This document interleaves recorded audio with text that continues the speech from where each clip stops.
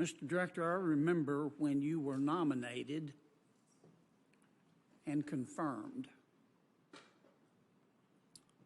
Boy, was I glad to see you.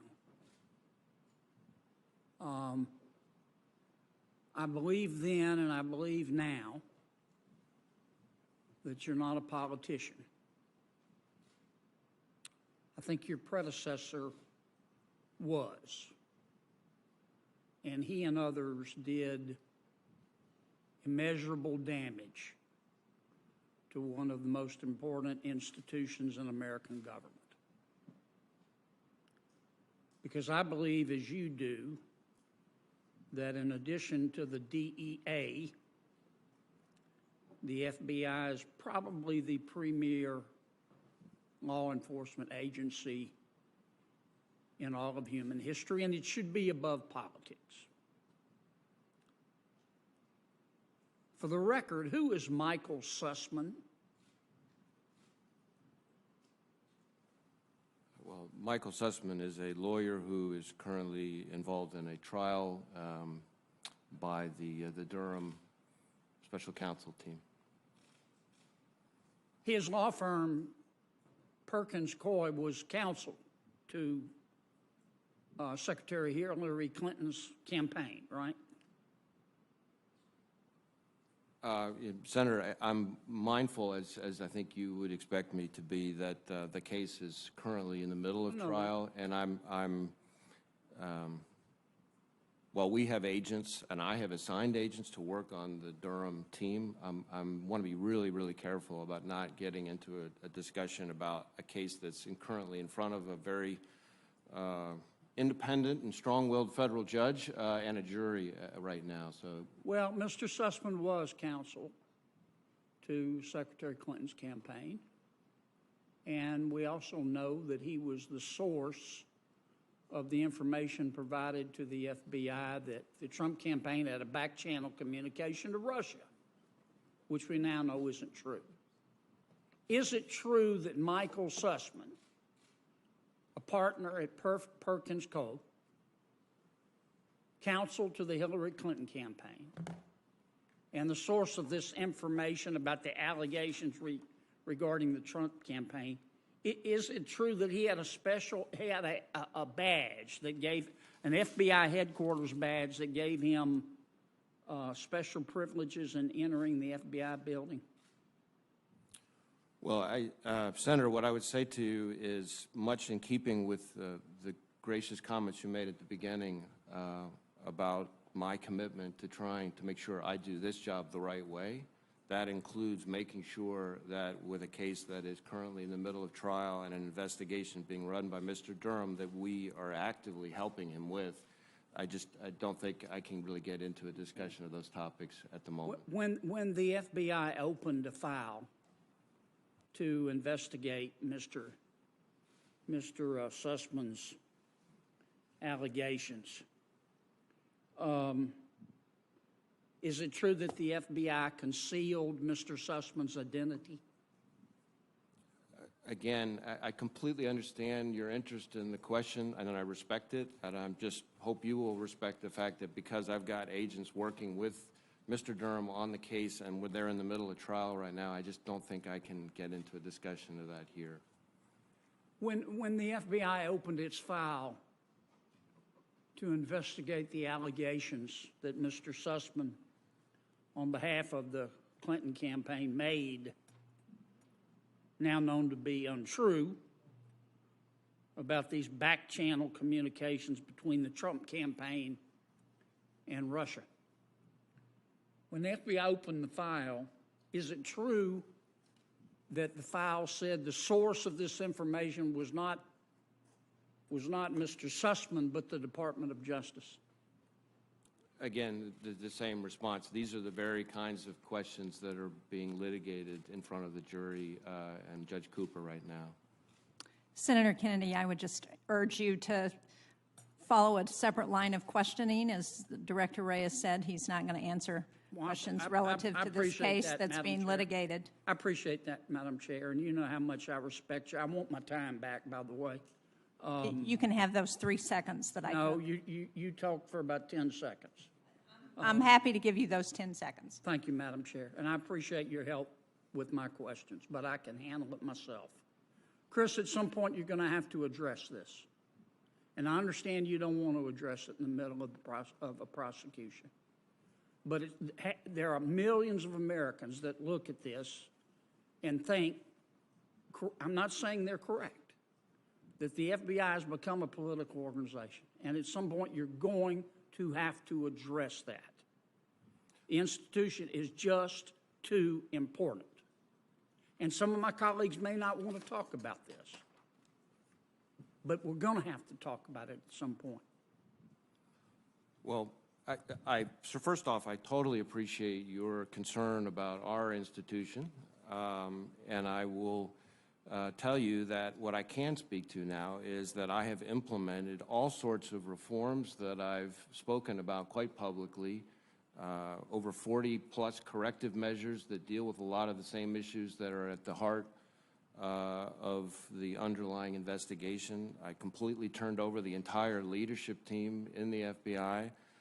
We've taken disciplinary action where we could, but we've also been in close cooperation and coordination with Mr. Durham, who is the special counsel, and I think that's the best thing I can do to help address the concerns you're talking about.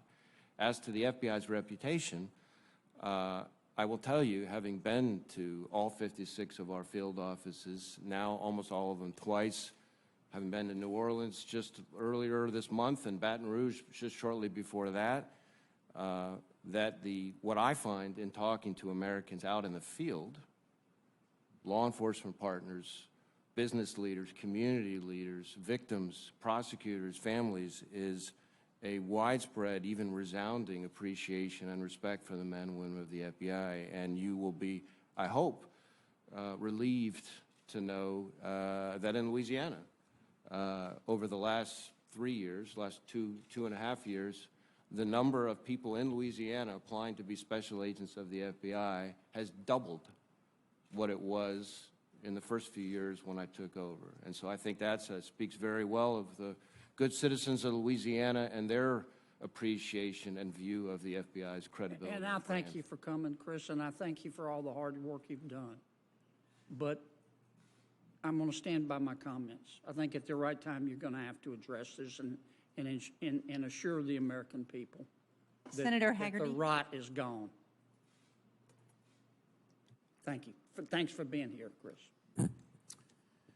Thank you, Mr. President. Mr. President, most of my people in Louisiana, I think, are probably much like your people in Maine.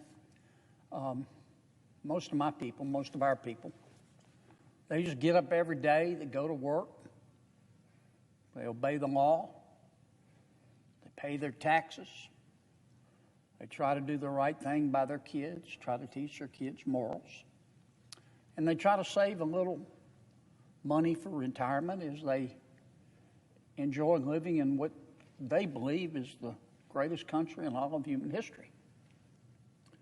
But many of my people, Mr. President, are struggling. President Biden took office on January 20th of last year. So, what are we? We're in day 490 of Build Back Better. From where many of my people sit, nothing's been built, and nothing is back, and nothing is better. There's not a more appropriate example of that than the cost of living, inflation.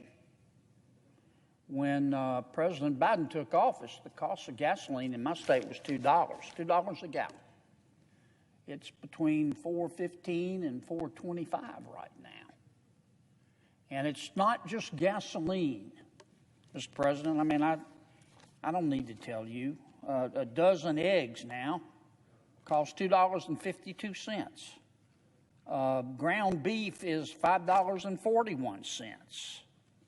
A pound of chicken is $4.10. The price of oil, the price of gasoline affects so much in terms of our economy.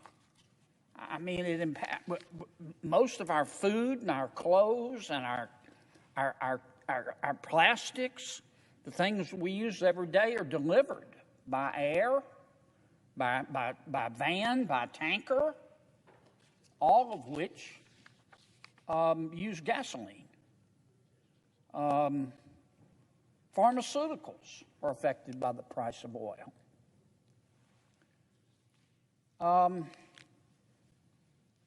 I don't think it's any secret that the Biden administration is trying to disrupt the production of oil in America. I think that's just a fact. We see it in the president canceling leases on federal lands in the Gulf of Mexico, in ANWR. We see it from the difficult regulatory environment for oil and gas producers. The president's just promulgated new rules for the National Environmental Protection Act. If those new rules come to fruition, it'll be impossible to open a new pipeline in America. And I think we have to be honest about that.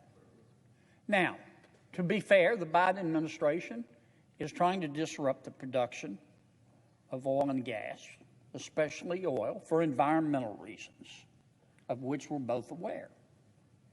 But instead, the Biden administration, this seems curious to me, wants us to buy oil from foreign countries. And those foreign countries deliver their oil in tankers that use 2,000 gallons of fuel an hour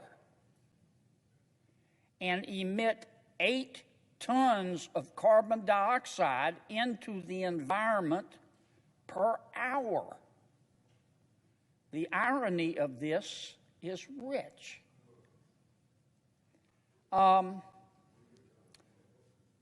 Inflation and oil. Once again, I think so much of our inflation in all the products that we need to maintain our standard of living today starts with the price of oil. Now, President Biden has said he has no control over the price of oil and therefore the price of gasoline. But, Mr. President, you can't have regulatory control over the drilling, the transporting, the storage, the refining, the trading, and the taxation of oil, as the president does, and say you have no control over the price of the commodity. I mean, that's just not true. The president, here's what most people in my state see, Mr. President. The president, in March of last year, sent every American a $1,400 stimulus check. And they were grateful. But then the Biden administration, for its next trick, crashed their 401ks, increased their food bills by as much, for some, as much as $3,000 a year, increased their rent for many as much as $2,000 a year, and increased their gas bills for as much as $1,000 a year. And they don't see that as a good trade, Mr. President. And it's all derived from President Biden's energy policy, which is here's his energy policy: wind, solar, and wishful thinking. It's just not realistic. And among other things, it is hurting our country. It's hurting my people in Louisiana desperately because of the rise in gasoline prices. I was very disappointed to see this week that the president has changed his approach to inflation and the price of gasoline. He has said we are now in a transition period. And he said it as if that were a positive thing. He said we're in a transition. And when we get through this transition, we're going to be stronger than ever because we're not going to have to rely on fossil fuels. And I'm thinking, you know, I respect the president. But honestly, what planet did he parachute in from? I had just finished reading J.P. Morgan's energy report. And J.P. Morgan, looking out until 2030, not 2050, 2030, just 8 years from now, said in 2030, at the rate we're going, the demand for energy in America will be 20% greater than the supply. You know what that's going to do to the price, Mr. President. The J.P. Morgan Energy Report said that at a minimum in 2030, 8 years from now, the demand for oil is going to be 10% higher in America, and the demand for natural gas is going to be 18% higher. You know what that's going to do to prices? And the president is talking about this glorious transition, as if this is going to last forever. I don't know about the good people of Maine, but the good people in Louisiana, they just can't afford it. And my people deserve better. Now, what's the answer? Here's my opinion. We've got to stop spending. The Federal Reserve has got to be given a chance to do its job. The United States Congress has a budget that we have set for the United States of America. We need to live within our budget. Except for defense spending, we need to freeze spending. We need to freeze it and give the Federal Reserve a chance to get this inflation under control. Thank you, Mr. President. My people deserve better. People of America deserve better. I yield the floor. Mr. President.